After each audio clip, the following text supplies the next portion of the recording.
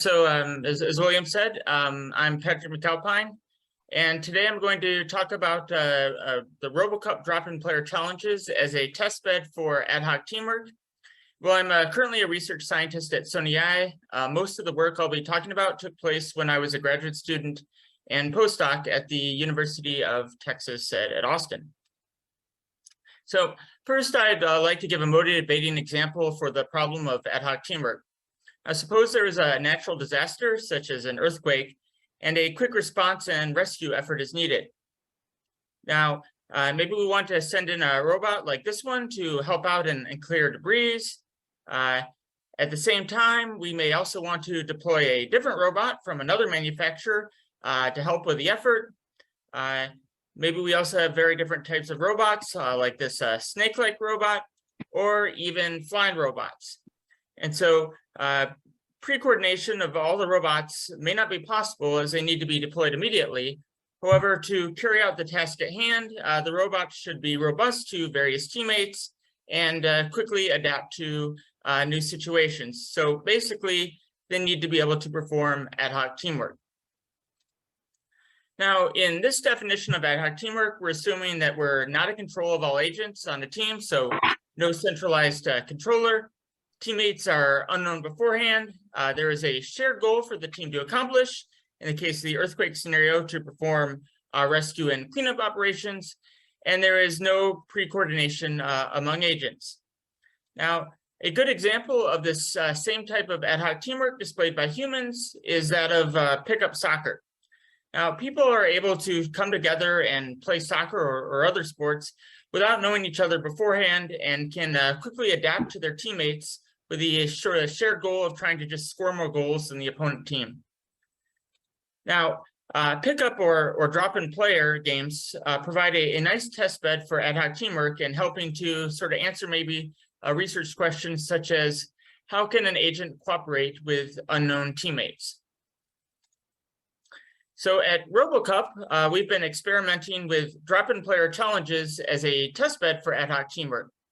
Now, RoboCup is an international robotics competition where autonomous robots play soccer against each other.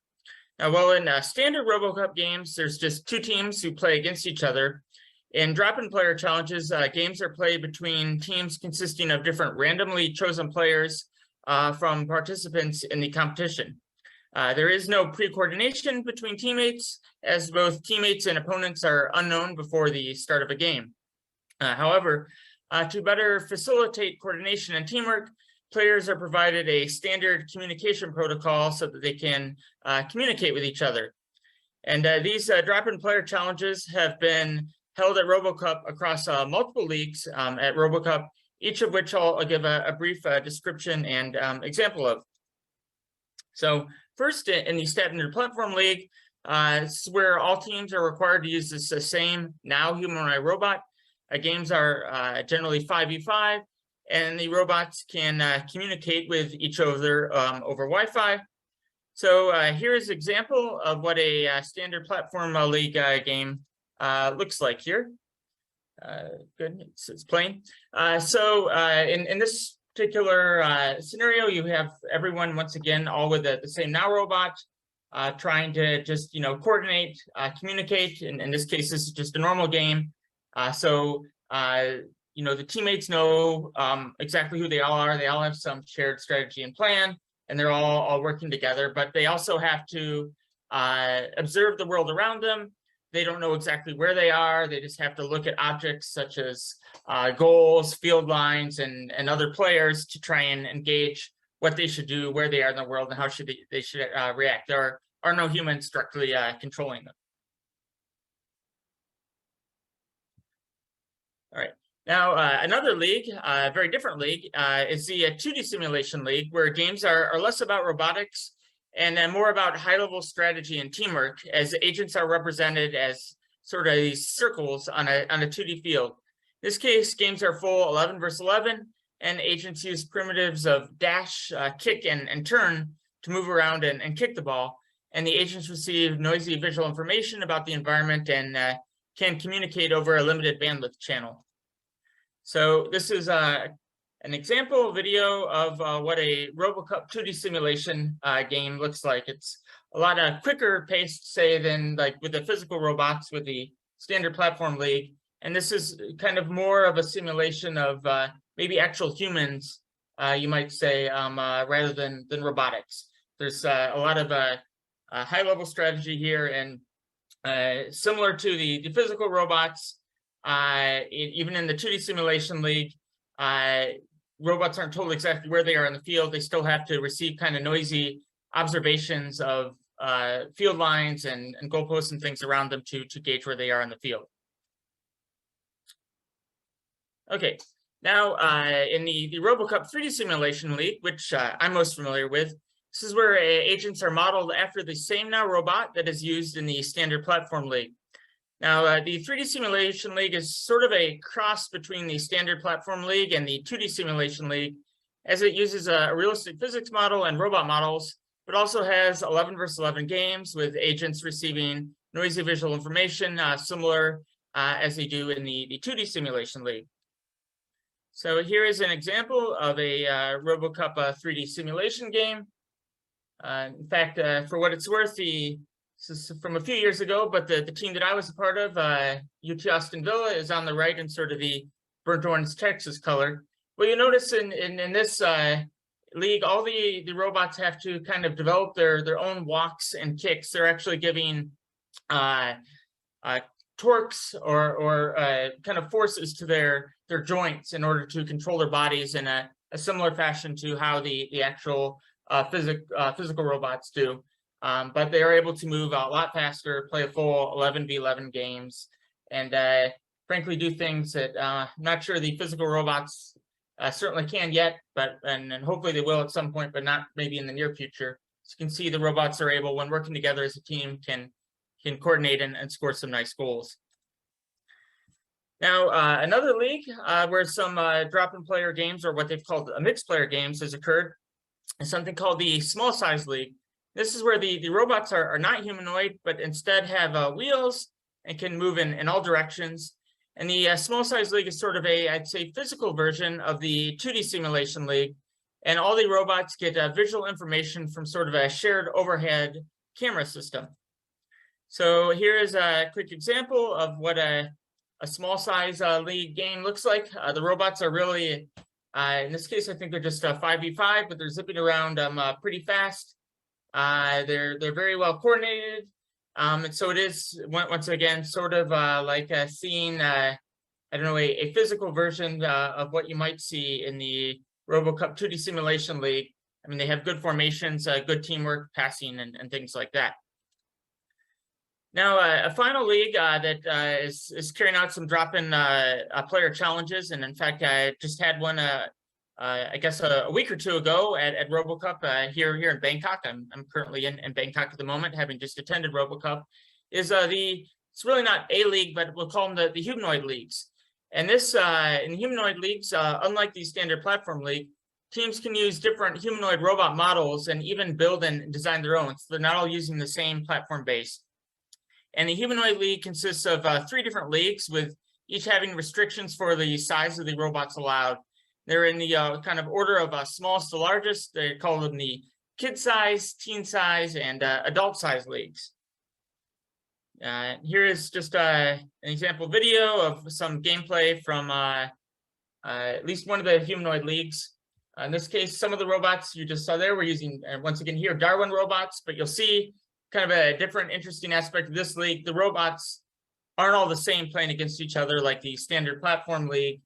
Sometimes certain robots are bigger than others, but as long as they meet the requirements or the size requirements of the league, it's allowed. But this also adds some interesting elements when the robots aren't all the same, and dynamics that come into play both for normal games as well as drop-in player challenges.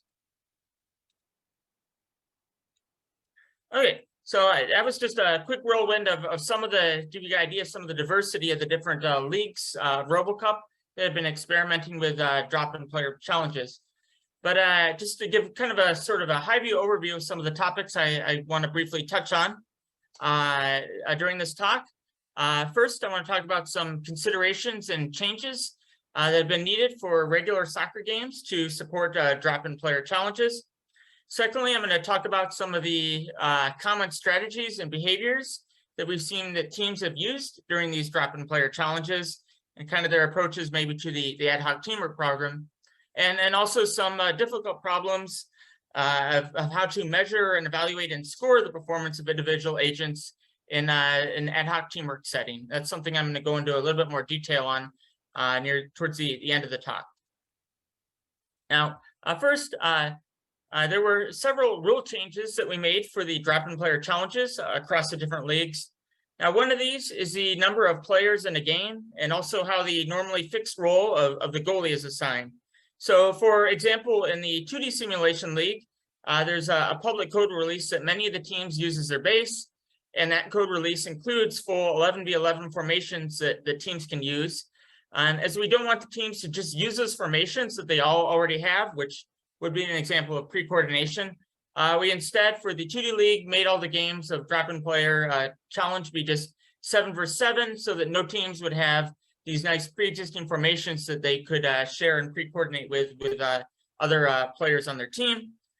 Now, also normally in games, normal soccer games, one player from each team is assigned to be a goalie at the beginning of the game. And we don't really want to force players to take on set roles during drop-in player games. And instead, we'd like to have them kind of determine roles for themselves based on game time interactions with their teammates. So for 3D simulation games, we just played them without goalies to kind of avoid that problem. And in the Standard Platform League, the first player on a team to enter the goal area is now designated as the goalie for their team, as opposed to one being designated right at the beginning. That kind of allows teams to sort out their own roles for themselves. Now, another big change for drop-in player games is to provide all players a standard communication protocol for communicating things like position of the ball and their own positions. These communication protocols allow players to sort of all speak the same language so they can better facilitate coordination and teamwork. And we found that was really important to really give teams a chance to try and kind of coordinate on the fly, where typically, humans, well, they don't always need to speak the same language. It certainly helps a lot for things like pickup soccer games. Now, one of the harder problems of drop-in player challenges, however, is determining how to evaluate or score the performance of the individual players within these mixed teams. Now, if a player is put on a team with stronger teammates, the team's performance may be better, even though the weaker player's contribution to the team was minimal. And vice versa, a stronger teammate's performance may result in worse team results when paired with weaker teammates. So to try and account for team versus individual performance, the Standard Platform League gave drop-in players a combination of the average goal difference across all games the player played in, and a score from human judges who are explicitly looking for signs of good teamwork, such as passes and things like that.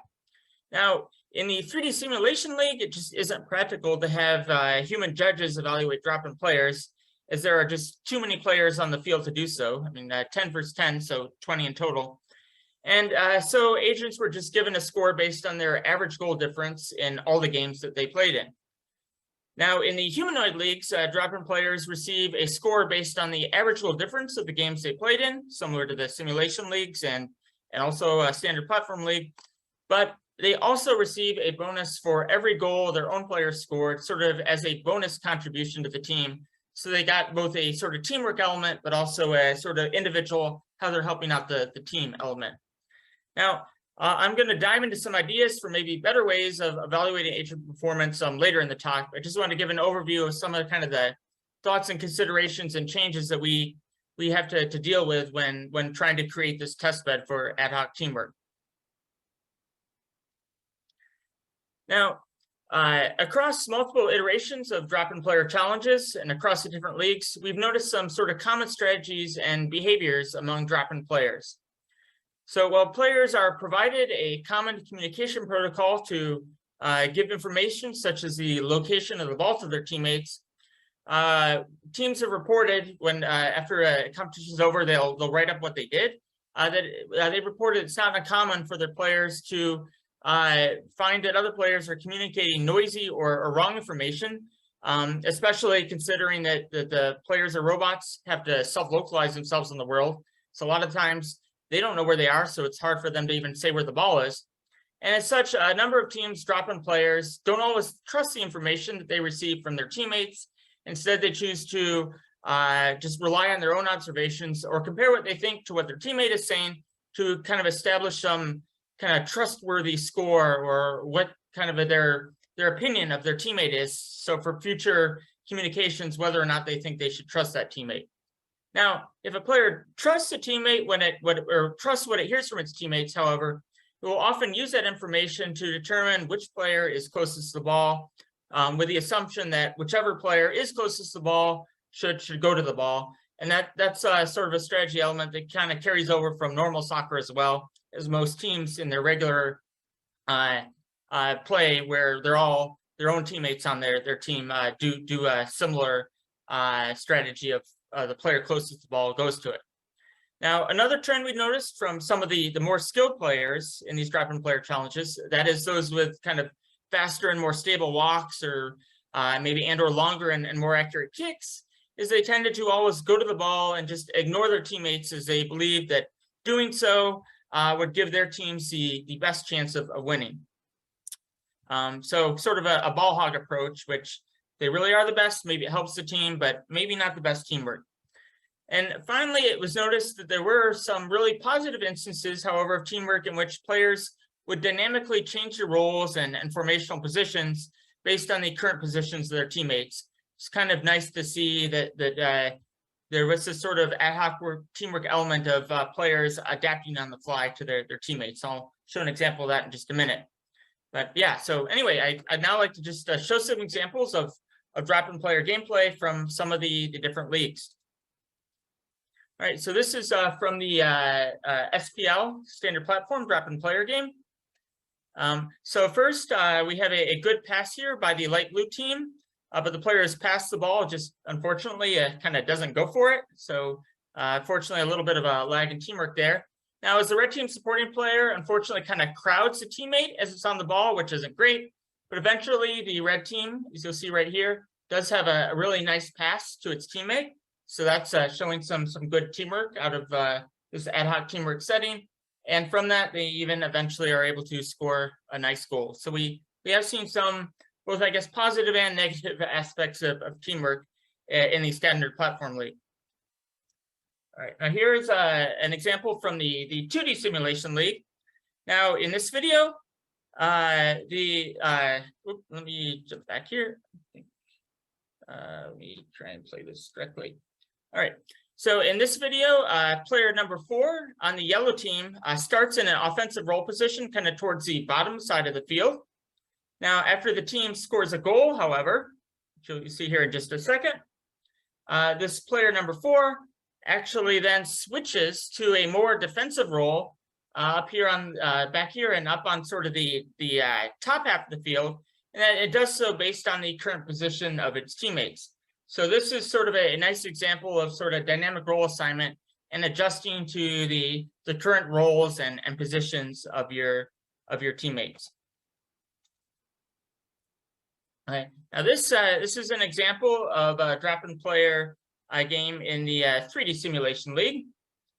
Now in this video, you're going to see that eventually the red team is kind of struggling a bit to coordinate and decide who should go to the ball. Well, the blue team also is going to have a few issues with this. You're eventually going to see the blue team able to sort of take advantage of the red team's lack of coordination as they're defending, but no one's actually going to the ball. And as you can see, the red team is just sort of standing around here. Blue team's also trying to figure out who should go to the ball, but eventually the blue team does at least finally get someone to go to the ball. And at the conclusion of this video, they're able to score an easy goal. So this kind of shows in the 3D Simulation League, the importance of coordinating and making sure that at least someone is going to the ball, which made a real difference in some of the games as far as which team won and which team lost. Now, there are a couple issues that we've noticed in the drop-in player challenges. Now, the first is that there tends to be a very strong correlation between teams' performance in the drop-in player challenge and regular soccer. This is especially true when just using something like the average goal difference and not human judges, which are maybe looking more for examples of teamwork. And another issue that we have observed is that there is a sort of considerable noise in drop-in player games, which is amplified by the random assignment of drop-in players to teams. And this makes it sometimes rather hard to evaluate drop-in players after only playing a relatively few number of drop-in player games during a RoboCup competition. So I'm going to highlight these trends on the next slide, which is containing data from the 2015 RoboCup 3D simulation drop-in player challenge. Now, in this chart, highlighted first in red is the sorted average goal difference of the different drop-in player challenge participants across all possible permutations of drop-in player game combinations of teammates and opponents, and actually playing 10 times each of those games. Because there are 126 possible permutations. We played 10 of those, so 1,260 games in total. So this was all games played many times for the RoboCup 3D simulation drop-in player challenge in 2015. So you can see their rankings there based on average goal difference. Now, if we compare that ordering to that of how teams finished in the main competition, there's actually a strong correlation between teams' performance in the drop-in player challenge and regular soccer. We see sort of a high Spearman's rank correlation.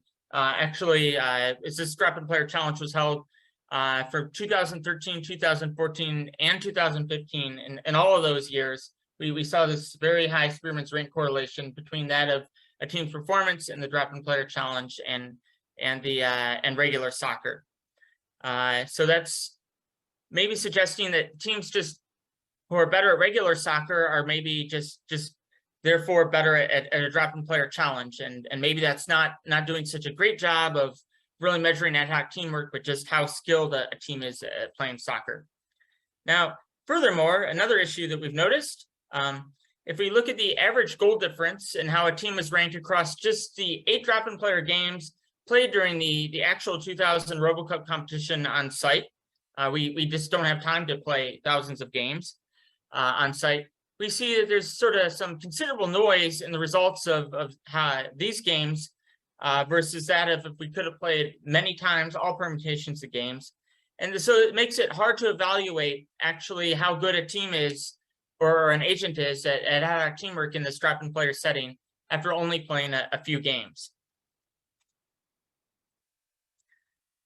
So given the data and issues that I just mentioned, I'd now like to ask as well as propose some solutions to the following questions. The first question is how to best measure, evaluate, or score ad hoc teamwork.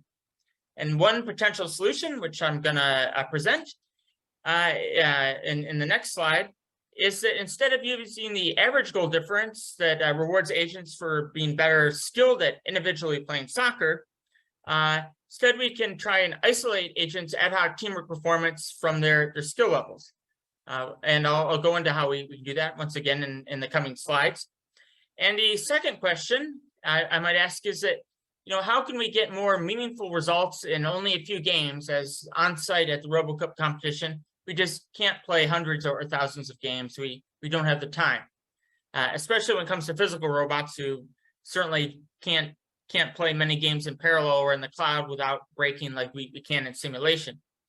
Now, an idea for that, which I'll cover at the end of the talk, is to predict scores in unplayed games based on results of games already played to try and estimate the results of all possible team permutations of games if we had actually been able to play them.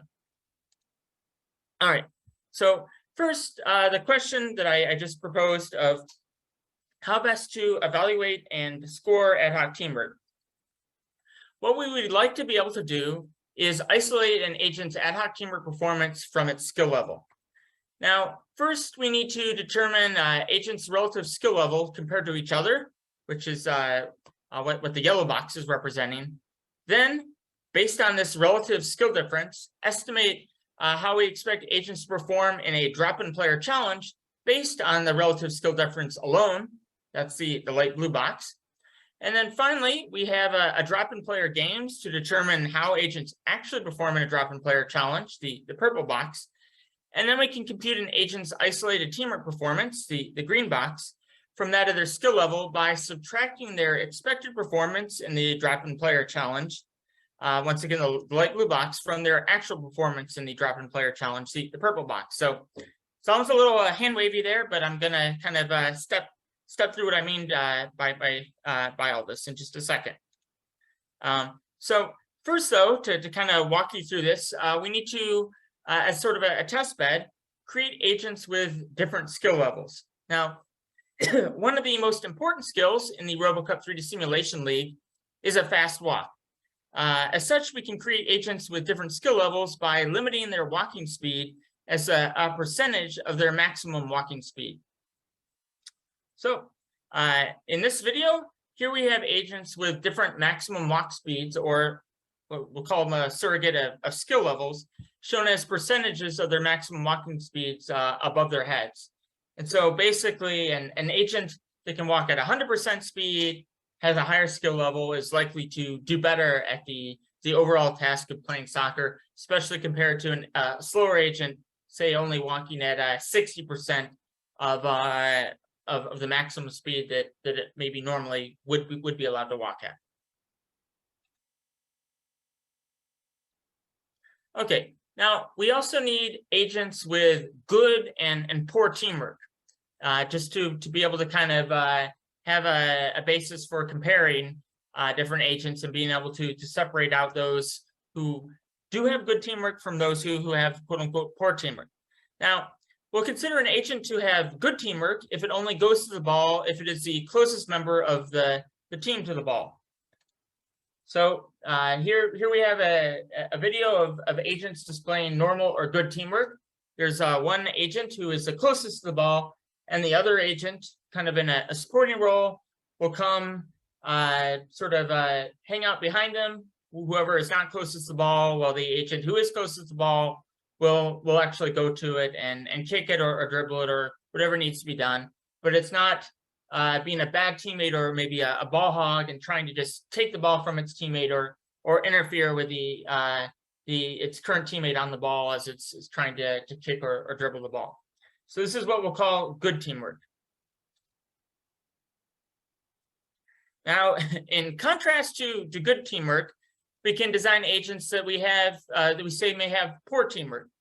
So an example of poor teamwork is an agent that will go to the ball even if another teammate is close to the ball, and then potentially interfere with that teammate. So what does that look like? Here we have, in a similar scenario, agents displaying poor teamwork. The agent who is not close to the ball doesn't care, is just going to go for the ball regardless. It's going to run into the back of its teammate when the teammate's trying to kick the ball. It just wants to be on the ball and wants to be the one kicking or playing the ball. And unfortunately, that's probably going to hurt the team. And so this is our sort of canonical example of poor teamwork. So not so great. All right.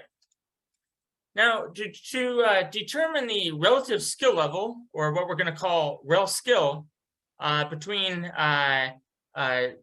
two agents, A and B, so we can take the average goal difference of the two agents playing against each other in drop-in player games, but teams consisting entirely of the own agent, sort of as a proxy for the relative skill level between these two agents.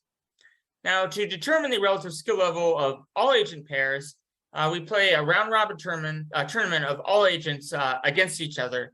And then from that, we sort of have a rel skill value of each agent A against any other potential agent B. Now, given these relative skill levels between agent pairs from the previous slide, we can then use these values to compute the estimated performance or average goal difference of each agent across all possible drop-in player games. Now, the computation of the expected performance of an agent A based on skill, or what we call skill AGD for average goal difference, can be simplified to just computing the average sum of all relative skill values of agent A with all other agents as shown in the equation on this slide. Now, on this slide, we have the measured relative skill values of the agents when playing 100 games against each other, as well as their computed expected average goal difference, with the agents being those with different skill levels. Now, the numbers at the end of the agents' names refer to their maximum walk speeds, with higher numbers meaning a higher level of skill or percentage of speed of their walking ability. Now, as expected, we see that the agents with the higher skill levels or faster walks, on average, win against lower skilled agents, meaning that they have a higher or positive average goal difference. And thus, as is to be expected, the higher skilled agents also have a higher skill AGD computed value. Now, to isolate an agent's ad hoc teamwork performance, what we're going to call the teamwork AGD, we just subtract an agent's expected average goal difference based on the agent's skill, the skill AGD, from the actual average goal difference the agent receives across all permutations of drop-in player games. And this ultimately results in what we consider our teamwork AGD. Once again, the average goal difference that we feel an agent has received from drop-in player challenges based on their teamwork and not their skill level. So now let's look at what happens when we play a drop-in player challenge with agents with different skill levels from 60 up to 100% walking speed, and with agents having both good and poor teamwork for each of those skill levels. And with the agents with the poor teamwork are shown in blue in this chart. Now, if we just look at the agents sorted by the average goal difference for the agents across all permutations of drop-in player challenges games, the value that's listed as the drop-in AGD, we see that the poor teamwork agents don't do as well, yet the highest skilled poor teamwork agent, in this case PT agent 100 for poor teamwork agent, but with 100% walking speed, still does better than over half of the good teamwork agents with lower skill levels. So this is showing the phenomenon that, as can be expected, that even a highly skilled agent, or an agent that's highly skilled, even with poor teamwork, will show up having a better performance based purely alone on average goal difference in a drop-in player challenge than agents with better teamwork but maybe have less skills. Now, however, if we sort the agents by the metric that attempts to isolate their teamwork performance, this teamwork AGD metric, all agents with good teamwork are now ranked above those with poor teamwork, regardless of their skill level. So this shows that this teamwork AGD metric may be a viable metric for isolating teamwork performance from skill level in drop-in player challenges, which is basically what we're hoping to see. Now, however, part of the reason that teamwork AGD is able to separate the agents with poor teamwork independent of an agent's skill level is due to agents with the same teamwork having similar values of teamwork AGD. Now, empirically, we've noticed that it's not always the case that teams with the same teamwork have similar teamwork AGD values. In fact, when skill levels between agents are more spread out, there tends to be a trend for agents with lower skill levels to have higher values for their teamwork AGD metric. And this trend can actually be seen in this table containing data from a drop-in player challenge with agents having maximum walking speeds between 100% and 40% of the possible maximum walking speed, as opposed to 100 to 60% as before. And with the trend of agents, in this case, with the lower skill AGD values still having higher values for teamwork AGD, the poor teamwork PT agent 50 agent in table 4 has a higher teamwork AGD value than several of the non-poor teamwork agents. So that shows that, you know, if there is a wide range in skill levels, then teamwork AGD is unfortunately still not quite separating out an agent's performance in terms of teamwork from that of their skill level in these drop-in player challenges. So To account for agents with the same teamwork, but very different skill levels, we can normalize these agents' teamwork AGD values to 0. So this is a potential solution to the problem I presented in the last slide. So to do this, we define the value added to each of these agents' teamwork AGD values to set them to 0 as what we call the agent's norm offset values. So thus, for a set of multiple agents A with the same teamwork, and for every agent A included in this set of agents with the same teamwork, we let the norm offset for agent A equal the negative teamwork AGD value for that agent. So this results in all agents basically with the same teamwork having the same norm teamwork AGD value being computed as 0, which is what we would want if the agents may have different skill levels, but all have the same teamwork. Now, well, norm teamwork AGD will give the same value of 0 for agents that we know to have the same teamwork as we defined it as such. We want to estimate this norm offset value and then compute norm teamwork AGD values for agents that we do not necessarily know about their teamwork. So to estimate norm offset values, we first plot the norm offset values relative to teamwork AGD values for the agents with the same teamwork, and then fit a curve through these points. So to intersect each point, we basically do a least squares fit to an n-1 degree polynomial, where n is the number of points we are fitting the curve to. And then to estimate any agent's norm offset value, we choose the point on this curve corresponding to the agent's skill AGD. So the curve shown on the slide with a norm offset on the y-axis and skill AGD on the x-axis was generated by the norm offset values normalizing teamwork AGD to 0 for the known norm offset blue data points of agents with walk speeds 100, 85, 70, 55, and 40. And then with that curve, it then allows us to estimate the norm offset values as shown in red for agents with walk speeds 50 and 90. Now, using this normalized expected teamwork average goal difference, or what we're calling norm teamwork AGDV, all agents with poor teamwork are actually now ranked below other agents. And so this normalization technique, when agents have a very wide range of skill levels, has shown to kind of correct for that and allow us to still be able to separate out a team's performance due to its teamwork versus its skill level in these drop-in player challenges. Now, onto the second question I proposed of maybe how to get more meaningful results in only a few games played. An idea for this is to predict scores of unplayed games based on the result of games already played in order to estimate results of all possible team permutations of games. Now, first, though, I just want to quickly mention that during RoboCup competitions, most leagues use a greedy algorithm to determine the agents for the drop-in player teams. Now, this algorithm prioritizes selecting agents that have played in fewer games and with fewer numbers of teammates and opponents, so as to have games with more variability in terms of different teammate and opponent pairings.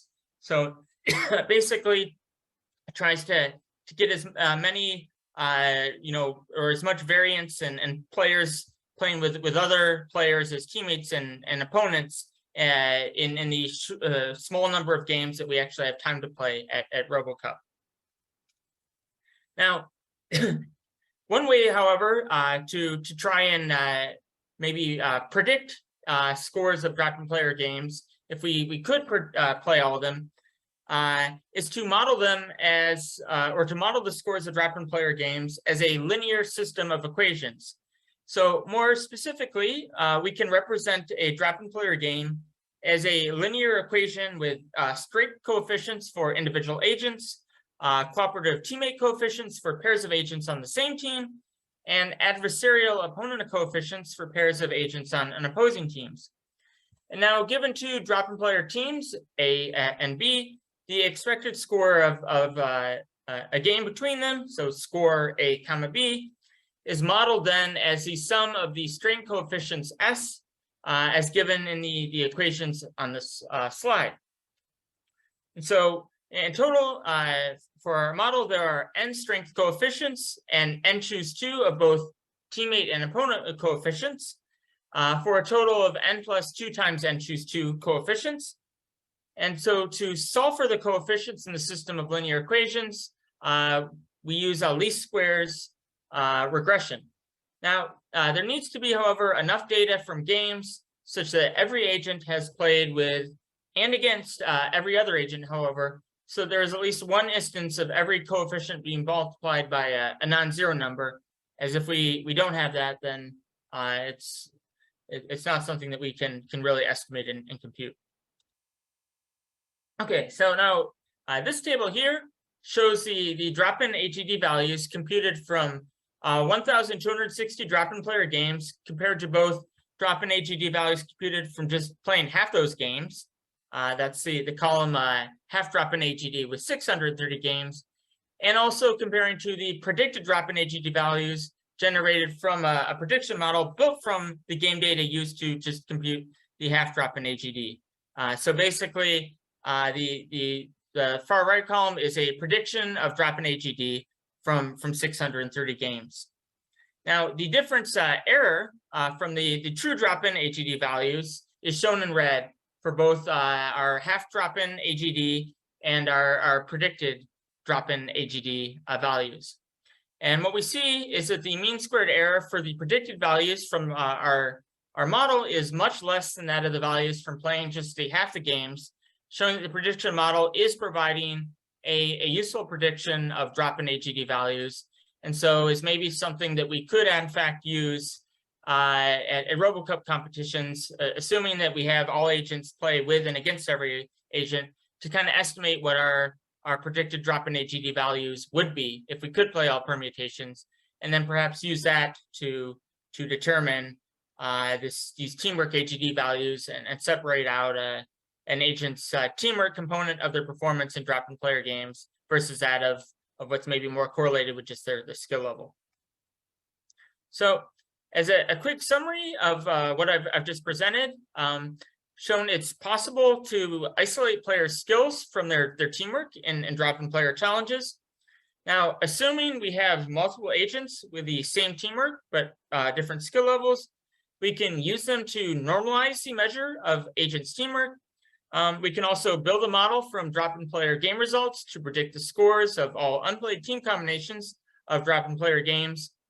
And then combining this teamwork AGD and a prediction model allows for evaluating ad hoc teamwork in drop-in player challenges with only needing to play a small number of drop-in player games, which is oftentimes a constraint, certainly for physical robots, but also at RoboCup competitions where we want to play all the games live in person so that everyone can see them, as opposed to just running them all in parallel, in a simulation on the cloud. Okay, so there's one other quick thing I'd like to mention, though, pertaining to the RoboCup 3D Simulation League, sort of a new interesting development in the league that I think makes it maybe even a easier and more viable test bed for ad hoc teamwork, is the creation of something that within the league we're calling the FAT proxy. And this is created to promote teamwork so that teams don't have to focus on low-level skills. And within this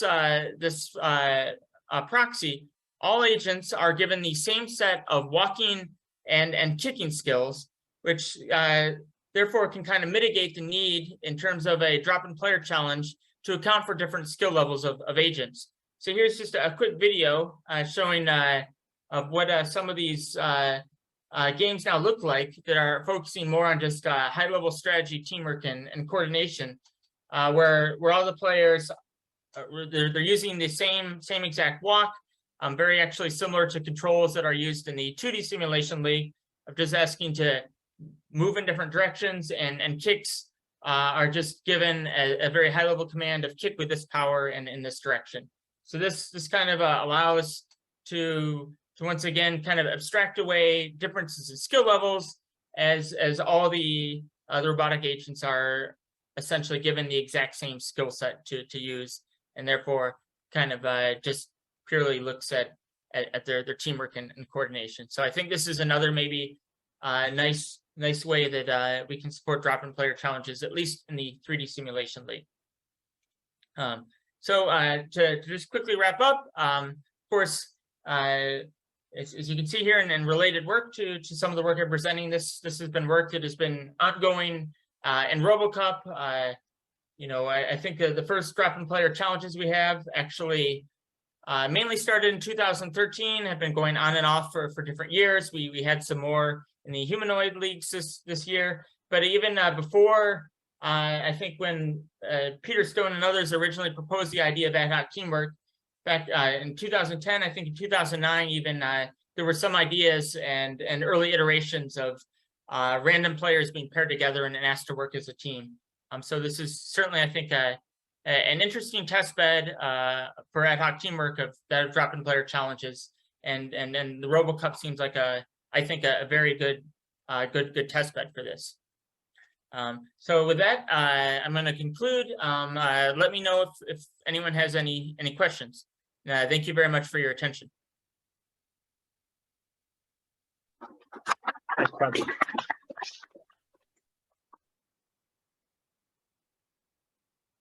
I don't know if anyone here has questions for Patrick or anyone online. I have a quick one if no one else does. And yeah, go Willem, and then we have a question here. Yeah. Oh, sorry. Let the other one go first, and then I can ask mine after. Yeah. Hi. So I guess it looks like you use average goal difference for the main metric for evaluating agents. I wonder whether you think there would be any benefit into using.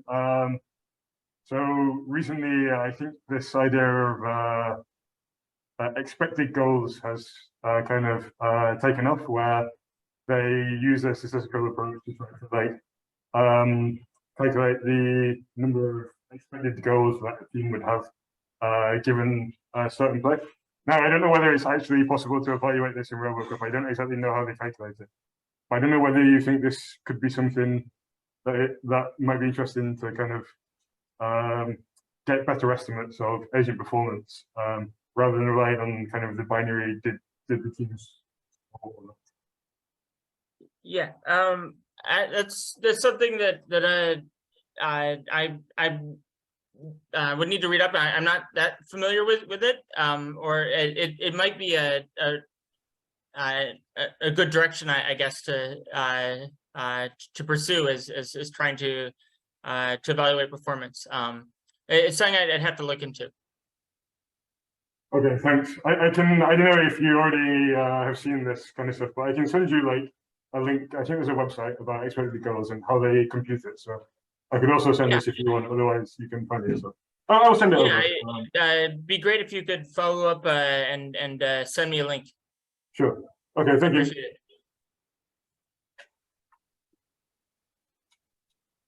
Anyone else? Will, do you want to go? Sure, I'll go ahead and ask my question. So at the beginning of the talk, it seemed like one of the big motivations you gave was trying to have heterogeneous robots, and particularly robots in different movement capabilities. So you had some that could fly, some are on the ground, cooperate with each other. Something I'm noticing is all of these drop-in player challenges are all entirely contained within one league, where you have everyone using standard platform leagues or everyone using small size. You have a little bit of heterogeneity with the humanoid, but even then, all the robots still have roughly the same moving capability. Do you know if there's any plans in the competition to maybe try doing a drop-in challenge, being intra-league? So for instance, forcing a group of standard platform robots and one small-sized robot to try to play together and capture that, or do you know if anything like that's planned? Or I'm not aware of anything that's directly planned like that as of now. I mean, I don't know as much as I might about the humanoid league, but certainly they are using different robots. And I'm not sure if they've done anything as far as, I mean, they have child size, teen size, or kid size, teen size, whatever it is, and adult size. I'm not sure if they've done even intermixing of the leagues, which would certainly cause even more variance in terms of capabilities. But I will say though about RoboCup, RoboCup is not just about soccer. I think it's well known for the soccer leagues, but there's also other things like RoboCup at home with robots helping around the house. And in particular, I want to mention RoboCup Rescue, where they do have these kind of natural disaster scenario settings or a hard to navigate terrain set up on site. And they have different robots with different treads and things, actually very similar to what I was showing in kind of the early motivation slide. So I think that's actually potentially a very good test bed for exactly the type of ad hoc teamwork and even the almost a very similar problem to what I was suggesting in some of the early motivation slides. But I'm not quite sure exactly what all goes on with that. I was too busy just a couple weeks ago to really go over there. I don't know if William, if you had a chance to go over there and talk to them, but I think RoboCup is maybe well positioned more so in RoboCup Rescue to explore that specific problem of ad hoc teamwork. Thank you. Any questions? All ones? I do have one. Patrick, at the beginning, you were showing one example of the 3D simulation one, and there were some agents that were disappearing from the environment. Is this for some reason? You know, when there was the blue and red team were playing, and the blue team managed to score. Yeah. Let's see. I don't remember exactly which one of the. If it was. It was the 3D. It was the 3D simulation. Oh, I guess my question was: it this one, or was it the one with just the two teams playing earlier? I think it was two teams playing, and when they score a goal.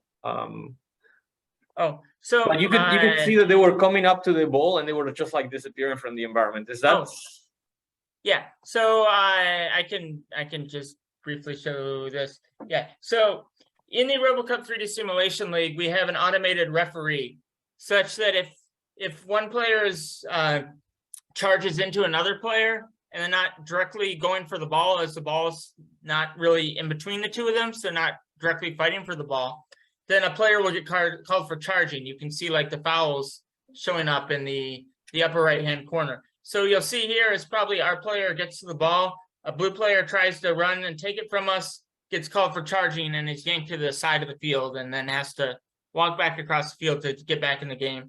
And when you score a goal, then the players are allowed to beam to different positions on the field to start the next half. We don't have the players take the time to walk into new positions. So when our team actually scores right here, everyone just beams to a new position. So that's just some of the aspects of the RoboCup 3D Simulation League rules, if that answers your question. Yeah, because I saw them disappear and I was unsure if it was like a bug or it was a reason. Yeah, as an aside, we get a lot of questions about that from people who aren't super familiar with the league, and ideally we'd come up with like better ways of penalizing, like free kicks or something, but it slows down play too much. There's still too many fouls. So, but it's another area of maybe hopefully improvement in future years in the league to make it more understandable and maybe more human-like. Because when you foul a player, there's no giant hook that lifts you up with your legs kicking and throws you to the side of the field. Maybe there should be. That'd be great, but not yet. Yeah, that doesn't happen yet. Yeah, they say here that they should adopt that. Yeah. No, and another question. Are you familiar with the? I think that is the work from Nicholas Hess that they're doing at DeepMind about playing soccer too. I think they're doing multi-agent RL, but they're doing kind of a mix with imitation learning. They're doing this hierarchical approach. Kind of leans into what you were talking at the end, right? Maybe. So I'm somewhat familiar with their work. I mean, they're using a different simulator that I think they created themselves. Really cool work.